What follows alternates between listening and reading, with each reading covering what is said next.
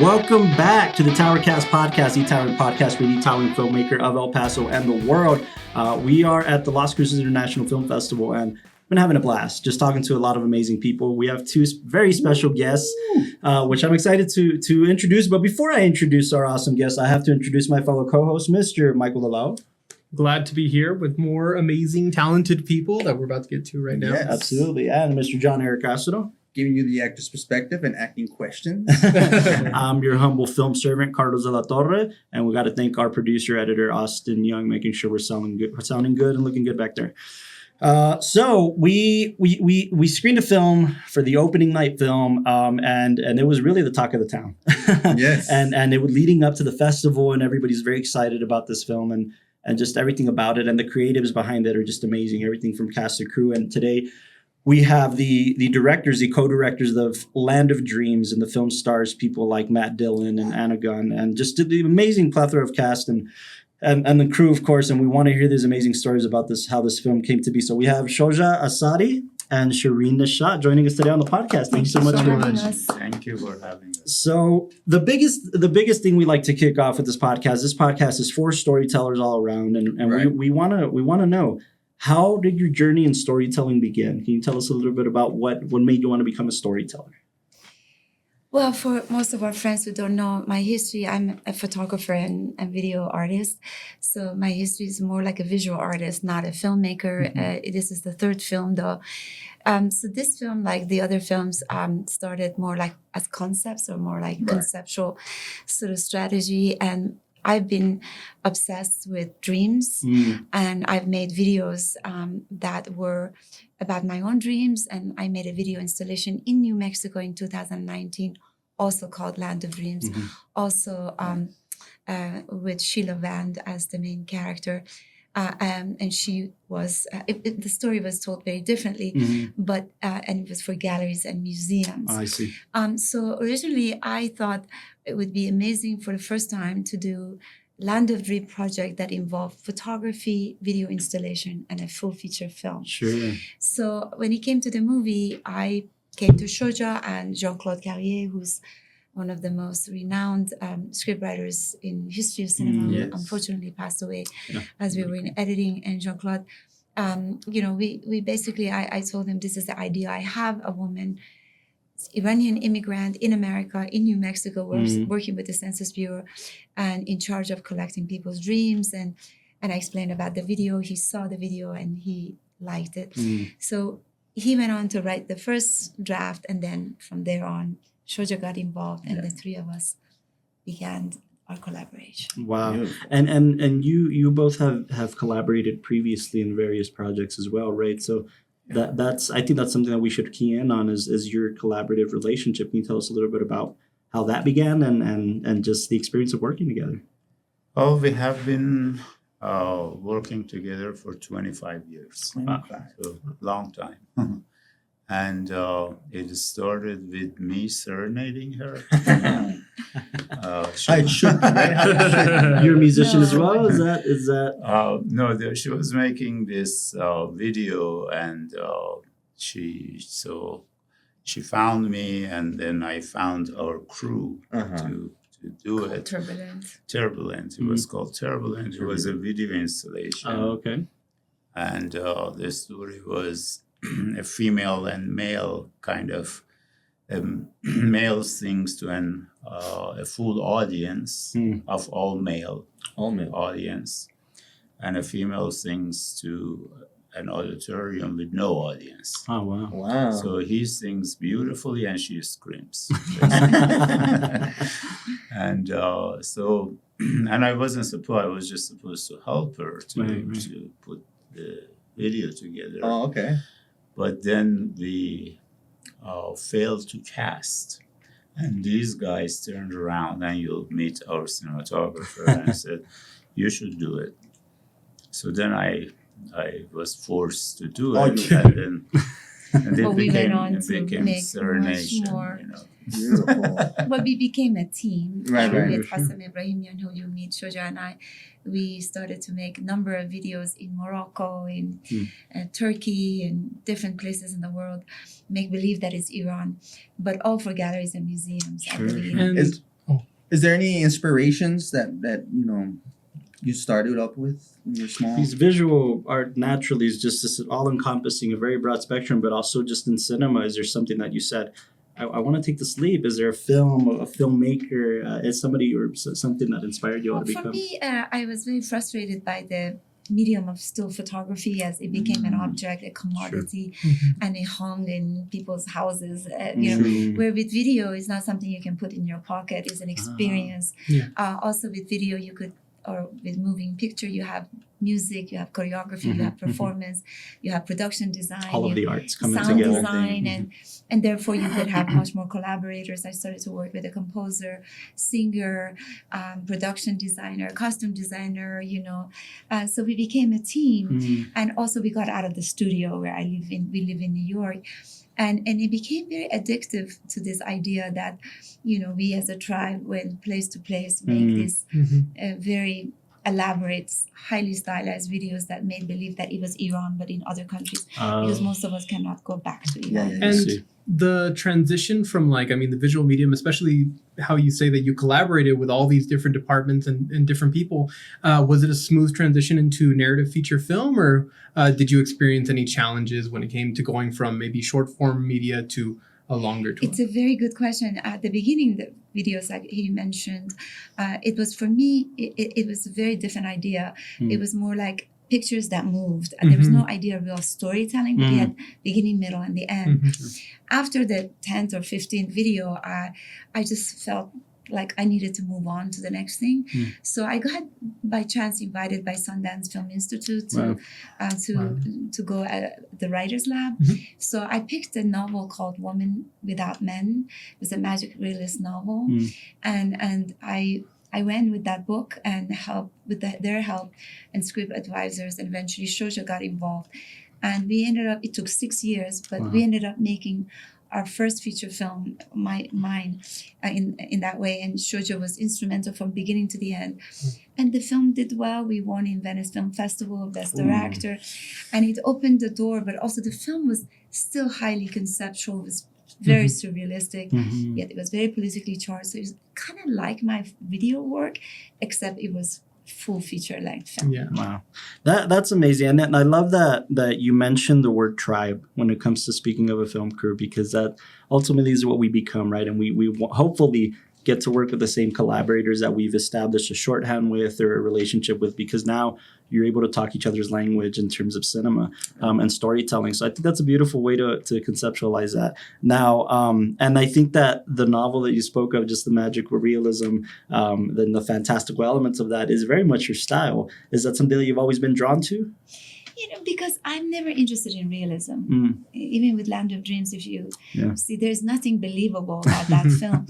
I just feel like as a person that I'm a poet. I can't deal with documentary or whenever it comes too close to realism, it just loses me. So the idea of surrealism, dreams, magic realism are languages that really suits me. Now, you mentioned that you obviously, come from different parts of the arts, but when it comes to cinema, is there something that you see either previously or now that inspires you in these mediums? Because there's so many people who have trouble really expressing that through cinema, but they do very well. And then some people define that as an experimental film, or they define that they don't know how to put their finger on it, but it is beautiful. Ultimately, is there somebody who inspires you in that regard? Well, in that case, Shoja has been my teacher, because he came from film background and writing, and he started to inform me about, I really fell in love with the work of Andrei Tarkovsky from Russia, sure. Bergman, Kiarostami from Iran, David Lynch,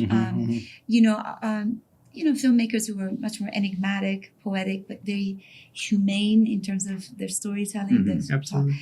And Shoja, can you explain to them about my process of entering the film education in terms of... Please, because it sounds like this was really your world, and you have say a big this library. There is no education in film. You just do it. Sure. You just do it. I mean, yeah, just watching films, Talking about them. talking about them, and They're the best teachers, right? but yeah, and then most importantly, I think you know very well, it's really, as a filmmaker, you have to understand your weaknesses Mhm. and know other people's strengths. Absolutely. And then it's pulling the team together Mhm. to complement each other. And most importantly, especially for the young filmmakers, is just don't let the industry put fears into you. Right. Oh yeah. Just kick the stone, it rolls down. Because you're gonna you know? get the no's. Yeah. Always. Yeah. You're gonna get the no's are always going to exist. Yeah. But the So- yeses are these much more rewarding yeses, right? Yeah, at that just point. kick the stone and it starts rolling, So you just have to do it, and Now, have you always felt that way? Because it seems like your library, your kind of knowledge of cinema comes from a deeper place, and you really wanted to tell stories this way. Does that come from a specific place, Shoja, on your part? That you, growing up as a kid, see a film or see something, an installation that you were like, this is what I need to do? well, my background, when I was in Iran, I wanted to become a poet. And I wrote poetry. And then I was introduced to cinema in early age, and it was the land of wonder, right? It was beautiful and everything. That changed when I came to United States because I couldn't write anymore. I couldn't write poetry, but that's where my passion is. Okay. And it's always been. But I tried to write in English, and I was really bad. And It's a different... and Farsi was becoming really distant as a language. So then cinema was the closest, right? So it was, that's how I gravitated towards cinema. And I loved it from when I was very young. So I'd seen a lot of, and in Iran at that time, there were the American embassy, the British embassy, the French embassy, and we used to go there and watch all these foreign films in foreign languages, right? So it was really, and I think that's the best way to learn about cinema, not to understand the words. No, I love that. I really love that. And we're big advocates for international cinema and foreign cinema because it's getting lost in this world of oversaturation of different styles of film and streaming and everything all like that. So we have a separate podcast where we talk about, we'll watch a film and we'll review it and we'll kind of talk about it amongst ourselves. And for instance, we just covered Satyajit Ray's The Pooh trilogy, and something we very much love. And I couldn't agree more. As filmmakers, your cinematic literacy comes from just watching cinema and watching cinema that's not necessarily your language. And I always use this quote from Bong Joon-ho where he said, accepting his award, once you get over the 1-inch barrier of subtitles, you're going to be exposed to much better cinema. And it's true. I always turn the volume down. That's one of my ways of knowing that whether a film works or not, right? I've heard that. Yes, I've heard that. So you turn the sound off and you see if the pictures tell you the story and you could follow it and you don't get lost or bored. I think it's important. I love that perspective. I think it's important to note for people out there to know that the Hollywood system is far in the past, and now, as an international filmmaker, can you guys give your perspective on working outside the system, making independent cinema? But the bottom line is to tell stories that you love. Can you talk a little bit about that? It's interesting, as we were taking a hike today with our composer, cinematographer, our producer, and Shoja, and I was talking about how Land of Dreams to me looks like a very straightforward film, Right. but I think for general public it may be way too ambiguous and too enigmatic, and it used to be that auteur films were kind of enigmatic. That were that you think about David Lynch, or that you think about it, and that I was a little bit puzzled, but I understood that the audience for those kind of films are more and more limited.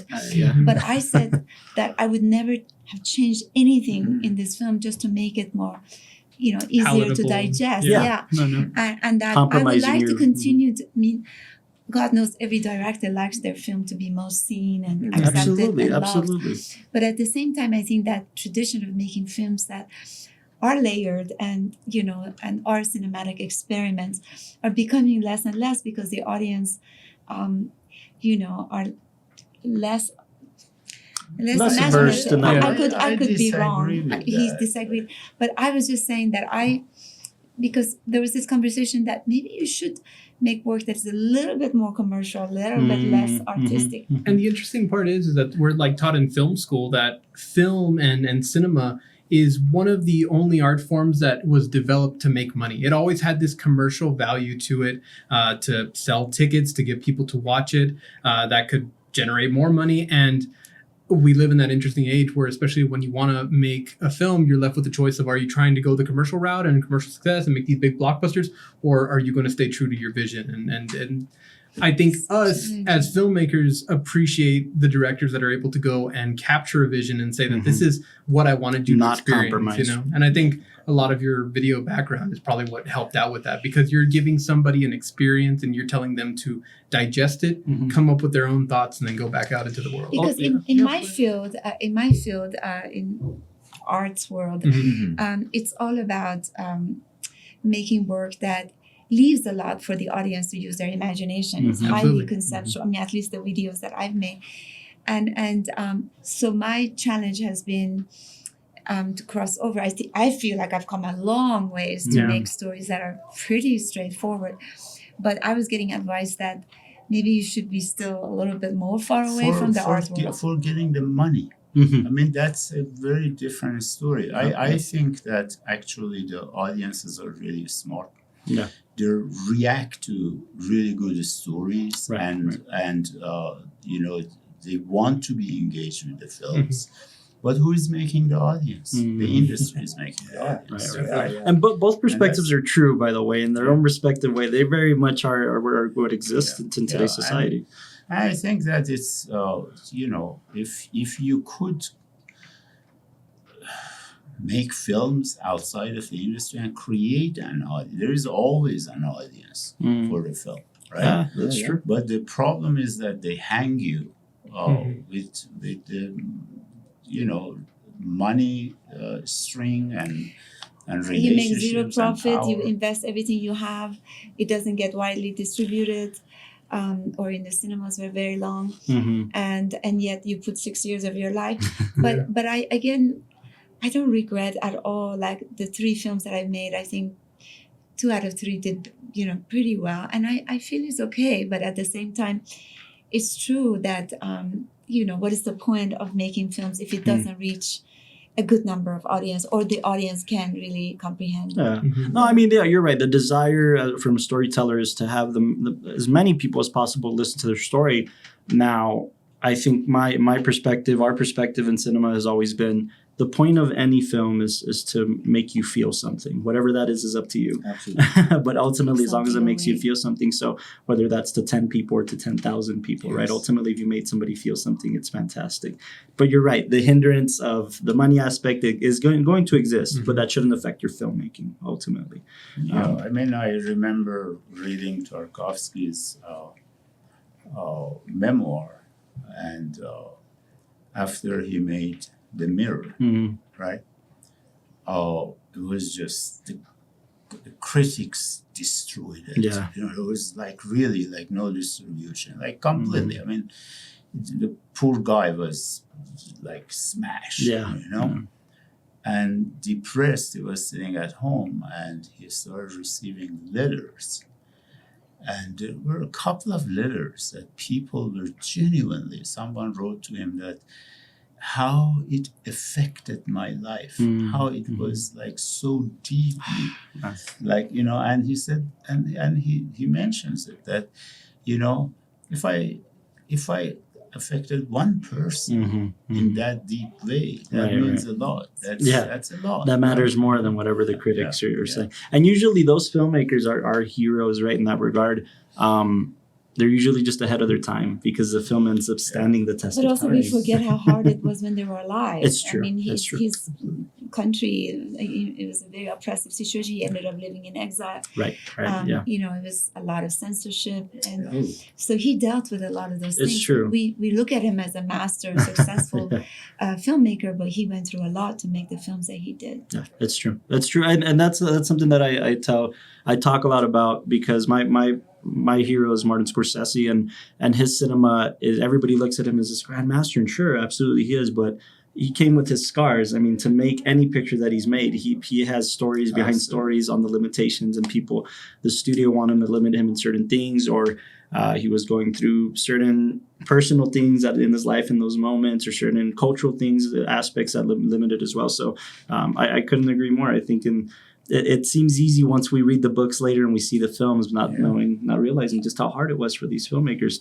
to make a piece of film. Yeah. It makes us feel a little bit like, well, we have no excuse. Because they were so young. A little bit like we can go out there and we can make a film. Absolutely. Though we carry our own limitations too, right? Naturally. No, but I mean, I think we're also in an age where film has become a lot more open and I don't want to say democratic, but it's become more accessible Yeah. Absolutely. to different minds and any filmmaker. I mean, you were reading an article the other day talking about how cell phones are now becoming the new cinema verite, and how it's just it's opening up a world. Hopefully, you don't watch it on your Oh, right. I agree. Absolutely. We're all on the No. same boat there. Yeah. We also have a whole other conversation on how we want to protect cinemas and protect theaters we can Yeah, actually go yeah. to because. No, it's fantastic. Oh, I'm sorry. Go ahead. now, coming from an acting perspective, like you guys have been doing this for a long time. Have you ever guys put yourself in the foot of an actor just to see the different perspective of how to write? Both of us have. Yeah. we Well, he- often do. Yeah, that's beautiful. That's what I. Yeah. Can you give me an experience of how It's when, horrible. why did you have to do Such it? a hard difficult. Yeah. It is. You gain more difficult. empathy, more sympathy for your actors at For that point, sure, right? for Yeah, sure, yeah, but absolutely. you have a lot of respect for your actors yeah, because absolutely. it's quite difficult It to is. you have to be naked, you have to really Absolutely. just completely become vulnerable and naked and show. You played in your own films. Yeah, I played in my own films. Yeah, yeah. And I played as a cameo in his films. And I in love my own cameo films. directors. Yeah. She's then in this the- film. Yeah. Because of COVID. Well, let me ask in that regard, taking it back to Land of Dreams. You got a little bit of a blend of both worlds. Sure, you have to have this amazing empathy for these awesome professionals, but you're also working with Hollywood actors, so to speak. So what's that experience like? Because you're making a very intimate, very very structured art. but what can you tell us a little bit about that? I mean, You're the best going of to both get a worlds. very different perspective Please. from both Yeah, of us. no, that's We what have we're to. doing. This podcast is Yeah. real, and we have to I know did just what. a lot of the casting and the Mm. auditions. Okay. The truth is that this was the first time we worked in America, and this Mhm. film was Mhm. about Mhm. America. And just to talk about Matt Dillon and William Moseley, it was very clear to us that the male actor for Alan's role, for Matt, was a character that had to be very iconic, Sure. representative of that male macho American Mm. superhero, that modern cowboy, but he had a Right. motorcycle, and that his whole aura or his whole image was this tough guy, it was an air of superiority. True. Sure. And so, we talked to different people, including Willem Dafoe, but to me it was really important that was like a very iconic American actor. Mhm. And with William Moseley, was the extreme opposite of Alan's role, which was this almost pretty boy, very feminine, very romantic, not macho. It was like a modern hippie in a way that kept walking and write poetry. Sure. I like that. And so for us from the beginning, again, it was a conceptual idea Mhm, that the two of them represented the opposite nature of American identity, right. where in the world they look at the U.S. in both as this That's true. naive but also super arrogant and macho. It does, yeah. And this immigrant woman from Iran is like attracted to the two Yeah. opposite Sure. types. So that was really like a Oh man, that's I love that's that. interesting perspective. I see Yeah. that So absolutely.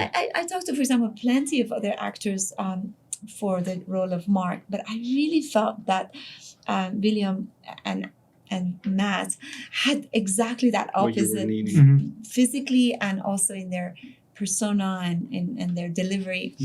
And then, for example, Isabella Rossellini is an actress that I've wanted to work Yeah. with forever. You love Lynch and Blue I Velvet. love right? Lynch. We've known each other from New York, and we've Mhm. never had the opportunity. She was a good friend of Jean-Claude and Shoja.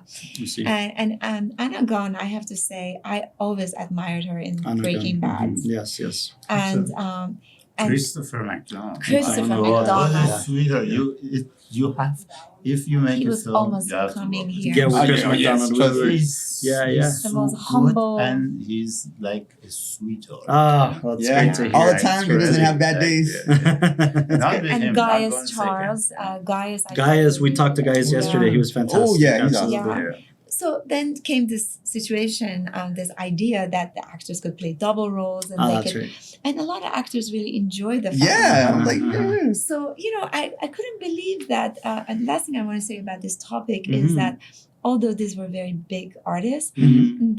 they were very kind of attracted to the idea of working with a visual artist, Iranian Mhm. story like this, they're very artistic, very small budget. Mhm. Obviously, they didn't do it for the money. It was Yeah. It was a passion. that's Yeah. good. And it's very much in the field we get to be able to have this collaboration. I mean, I think of things like The Five People We Meet in Heaven or Ray Bradbury's The Illustrated Man when I see the film the story that you're trying to tell.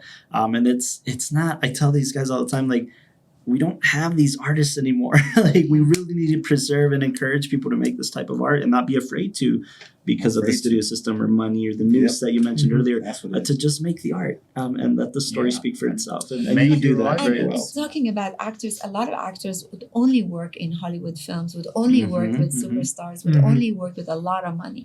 Right. So we're talking about a group of highly celebrated artists, actors who are actually very open to auteur films. Yeah, Sure, they do it for the sure. passion. Yeah. Yeah. And in fact, I asked them, would you work with me again, with us again, if you do? And they said, absolutely. So they work with Even her, though the but- film, even though the film was not Matt hugely has had successful. I'd love to talk to him at some point about it, but he had the pleasure of working with like Coppola on things like Rumblefish and The Yeah. Outsiders. I mean, these really, Yeah. again, auteur He's kind of very aspect. unusual, very talented. But professional. I loved working with him, and he's Awesome. also a visual artist. He's a painter, Oh, okay. and and of course we worked under a very strange situation. of Yes, the COVID. COVID It was- protocols. Yeah. Yeah. It was weird. in many strange ways, it got us closer because Yeah. we were working under crisis. Mhm. We didn't know if one of us is going to get ill, and if everything will fall apart. And Yeah. we really wanted to end. All that being said, do you feel like you would make another film in America? Is that something that in you New Mexico. in New Mexico specifically? Specifically in Mexico? Well, because you live in New York and that side of things, but New Mexico specifically, something that Yeah, the opening scene is in White Sands. of the next Mhm. film. On the next White Sands. Well, we hope we can get you guys to make a film down in El Paso because it's also a beautiful We're place. going there tomorrow to the airport. Oh, so- okay, wonderful. beautiful. But you get to see a little bit of it, and the last thing we'd love to ask, just to for our listeners, is there any advice that you can give to a The young storyteller? artist. And real advice. No, Yeah. none of this. We don't have to sugarcoat it. Yeah. What's some real advice that somebody that you've picked up along your way in your You want journey? to start first? And I'm sure you're going to be honest. Yeah, Shoja I is- just said it. Just do it. Mhm. Really, like it's a matter of like you have to not be intimidated.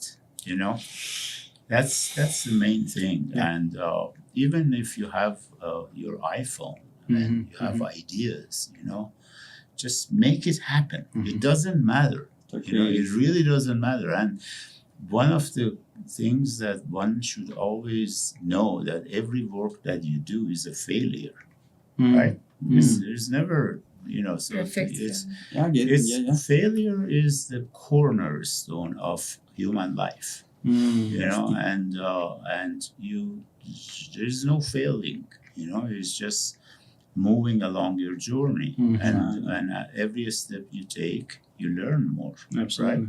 And you learn only from your failures. Mhm, mhm. If you're successful, then you're done. Yeah. Yeah. You You will know. go to heaven. You're ready. So Yeah, I That's- mean, also for me, It's beautiful. I was never expecting to be a successful visual artist. In fact, after I finished school, I abandoned art altogether. It happened Wow. again by accident.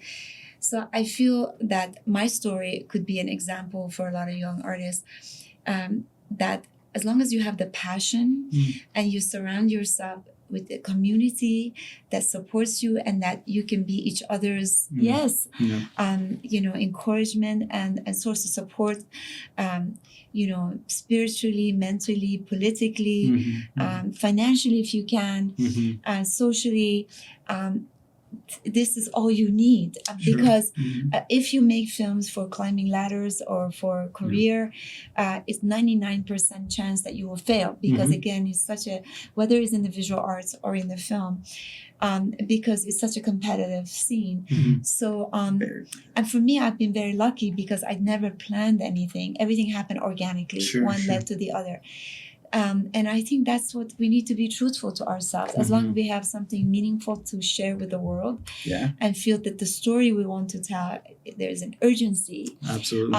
and people should see it and hear it, then you have every reason, whatever tool you can take to make it happen.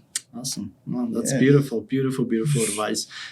If you haven't yet, you need to watch Land of Dreams. This film's terrific, and I'm excited for whatever the next project is. I don't know if you can talk about it quite yet, but A little teaser. if you can't, no worries. But if there's something you want to mention about the next project. Well, I gave him a couple of tools, and he's going to write it, and I'm very excited what he's going to come up with. And I let him. It's a fog. It's a fog. I know. I Right could now just say a it's little like bit this. that. That's how it always starts, right? Yeah. Ultimately. I think what we established with the Land of Dreams about how governments and institutions, corporations have a tendency to be very authoritarian and obsessed with conspiracy and control and surveillance of people's mind and conscious and subconscious. I think it would be very interesting to do a follow-up in the further future, what would be if 20 years from now or 10 years from now, what can we imagine this country would do to its citizens, and including the immigrants, and so we just love the idea, because I want to say the last thing, we come from Iran, and it's a very politically volatile country, very oppressed, but this country is also starting to look We're not far off. I can understand. No, I can Biggest understand. concern right now. Yeah, but no, it's actually, it's what is happening to liberalism in this country is a very good lesson for the revolutionaries in Iran. To take a different path. And I hear you. If it's democracy, justice, with all of that, I think hopefully if this revolution succeeds in Iran, maybe it would really open a new model. He's talking about woman, life, freedom, revolution. Sure. Yeah. Which again, this country is going through its own bouts about, I definitely hear you. No, I mean, and this is why cinema and the arts is so important, and why we have to defend it at all costs and preserve it at all costs, because what other form of expressionism can you have if not this? And especially with these types of moments that we need to make public. People go to the cinemas or they watch cinema at home. They're watching. Please go to the cinema. Go to the cinema, please. I just want to say one last thing. Yes, please. It's really, really important, and I think it's happening in the film world, that the perspective of immigrants and minorities, women, there's more interest in that. Absolutely. And the story that whether like first generation, second generation, the story we can tell about this country would be vastly different than someone who's born or originally generations before. And I think these are as valid of perspectives. The way we love and dare to criticize this country. Yeah, I mean, for better or for worse, we come from El Paso and we see it every day. We're right on the border of Mexico, and our own families are either there or trying to get over here, or succeeded to get over here to give people like us a better life. And now it's our turn to defend it, and it's our perspective as filmmakers to say, well, we have a unique voice here. For better or for worse, the industry's becoming a little more inclusive about that and letting us crack the door open and say, hey, we have a unique voice about this. So hopefully we get to do more of that. This festival is a fantastic It is. the opportunity that the students are given to program the festival. Yes. And Yeah. I just love this model very much. Well, we hope to have you all back, either here or you're in El Paso for the festivals we have there as well, just to offer that perspective to young storytellers because they need to hear this. And they're listening, I promise you. Thank you so much. So you heard it here on the TowerCast. We had the awesome Shoja Azari and Shirin Neshat, and they're artists of the truest kind, and they're kind enough to give us that perspective. So if you need to write all of this down because this is amazing insight on storytelling and the arts. So thank you all for joining us on the TowerCast, and we appreciate you all Thank joining you. us on this Thank you so podcast much as for well. Fantastic. And he was quiet the whole Yeah, time. she's great. I don't know if you can see her on camera now, but we have a doggy here. You know,